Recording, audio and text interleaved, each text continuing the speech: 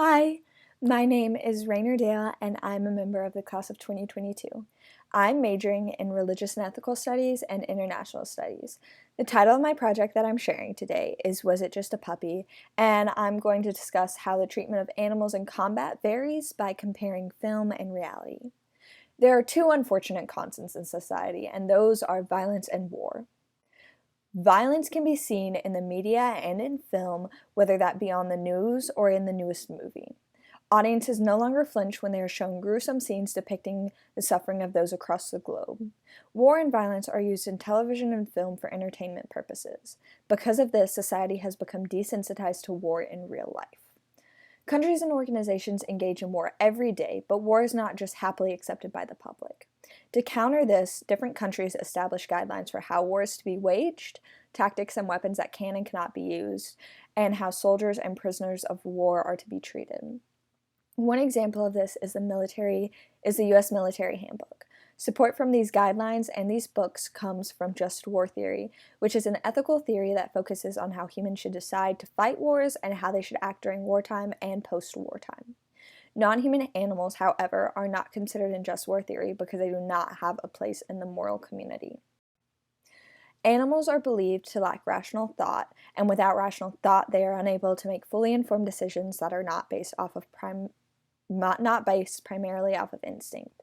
Because of this, humans believe that animals do not have a moral standing, allowing them to be used in war without question. In the following presentation, I will analyze the ways in which the films 12 Strong and the John Wick series relate to just war theory and how each deals with non-human animals in combat. While animals are not protected by just war theory, they are still a part of people's emotional lives, and they lack a say in their participation in war.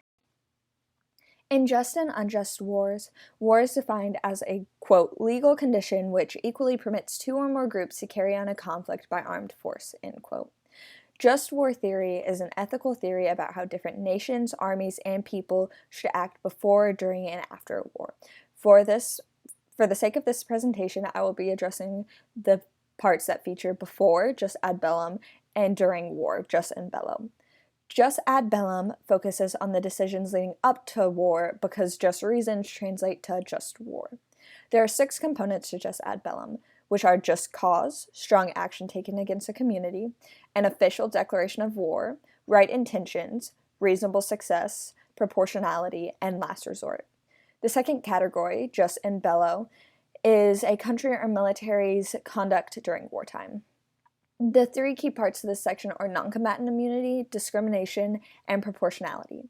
Non-combatant immunity states that those who are not fighting in war should not be harmed.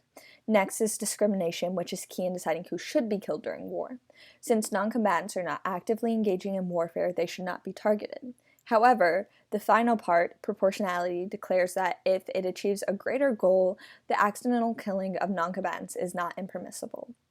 War is violent and deadly, and in order to prevent more casualties on either side, armies have been using non-human animals to their advantage in war. Horses, for example, have been used in warfare since their domestication. Horses are big, strong animals, and a horse can inspire fear quite easily. Horses were used in World Wars I and II, even though mechanized vehicles were growing in popularity. They could navigate muddy areas easily in comparison to tanks and other transportation. In World War II, horses were used directly in war by the Soviet Union and German armies only. Horses owned by non-combatants in non-war scenarios are provided with food, grass, and large places to roam and play. During wartime, however, the treatment of horses declines. They do not have suitable living areas, and they are underfed as well as overworked. The military trains horses before they can be ridden in combat, and in Animals in War, it is expressed that, quote, horses must be broken before being ridden, end quote. Just like humans, horses are sensitive to loud noises and bright lights.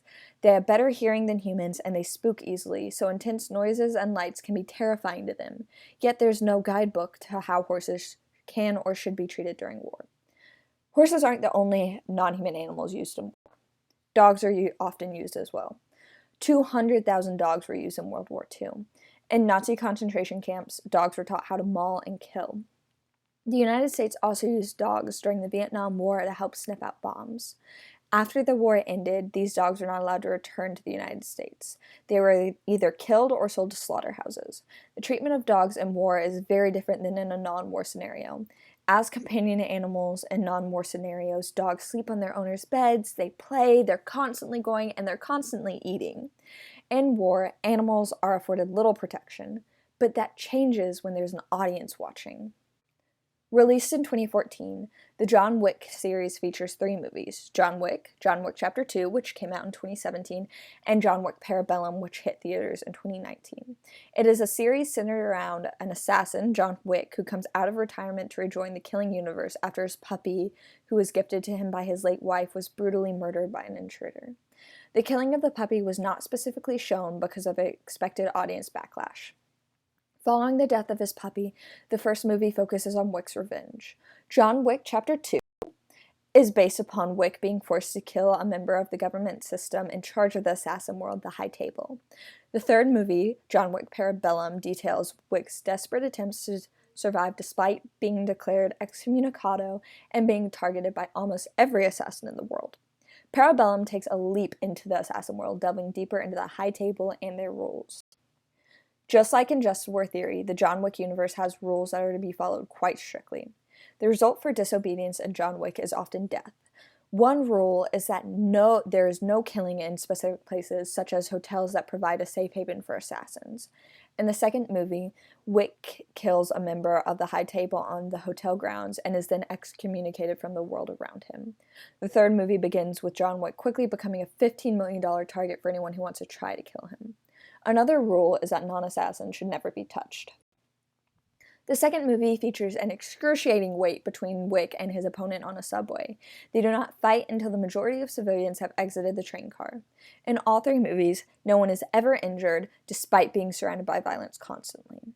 Both John Wick and Just War Theory outline who, when, where, and under what circumstances people can be killed. The way the John Wick movies depict violence can reflect some of the rules in Just War Theory regarding combat engagement. The entire John Wick series is based on the fact that Wick's puppy was killed in the first movie, which forces him back into the assassin world.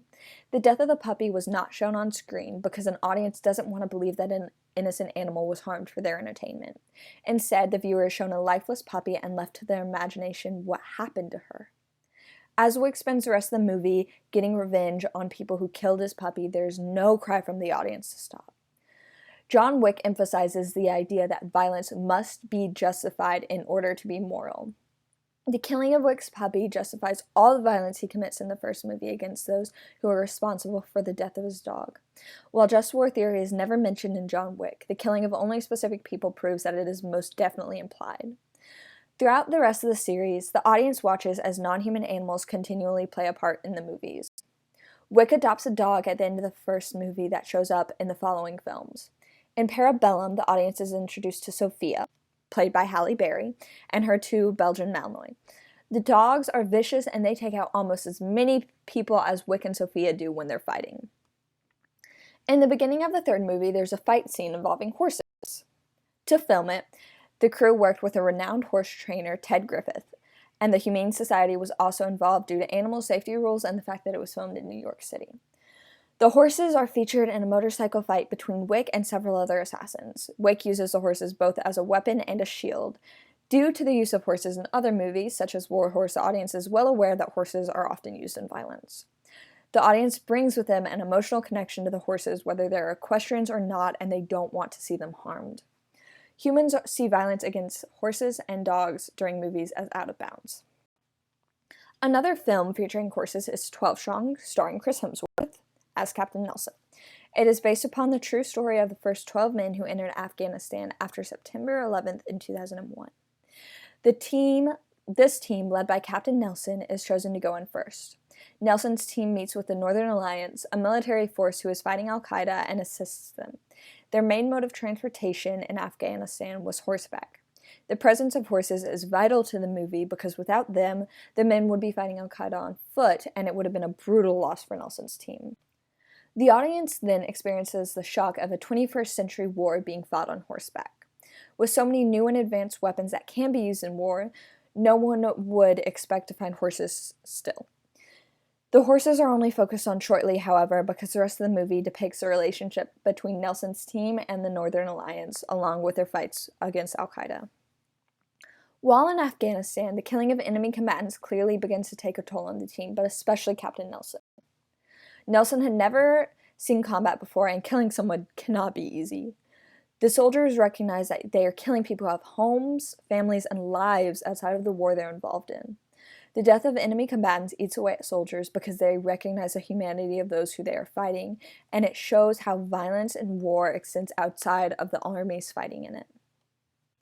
This is one reason as to why humans justify the use of animals in combat.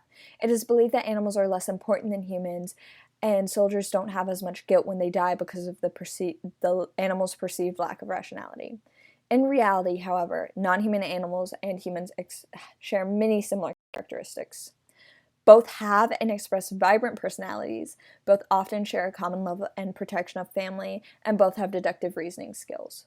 The only difference between animals and humans is that animals are not as technologically or verbally advanced. In conclusion, just war theory sets up reasonable and just decisions as to why a country should go to war and how warring nations and groups should act towards one another. Countries do not follow just war theory to a T, but they create documents such as the U.S. military handbook that combine different ideas and are to be followed. In comparing just war theory and John Wick, it is obvious that there are similarities. The killing of non-combatants or non-assassins is completely unjustified. In John Wick, no innocent people are killed. 12 Strong, on the other hand, emphasizes the importance of regarding your enemies as human. There is little to no civilian death in the movie. The cause Nelson's team is fighting for is considered by many Americans to be a just cause. This team was sent in to defend the United States, and they do it well.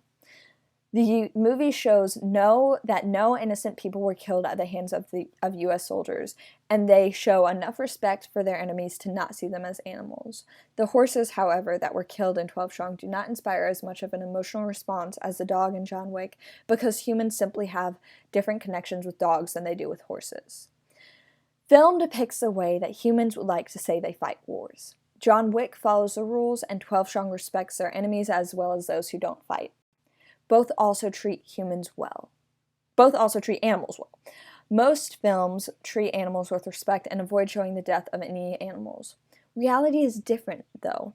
In film, animals are treated better because audiences would reject their cruel treatment and their deaths. Society views human lives as more important than non-human animal lives because it is believed that animals are less smart and less rational. If animals were treated the same way in film as they are in actual warfare, audiences would riot. No one wants to pay money to see innocent animals get hurt. To improve the treatment of animals in war, they ought to be included on the same moral plane as humans. Just war theory should expand to include animals, and so should treaties and guidelines such as the U.S. military handbook. By expanding the treatment of animals, they will be offered the same protections humans are offered, and ultimately their lives will be better for it. Thanks for listening. I hope you enjoyed it. Have a good day.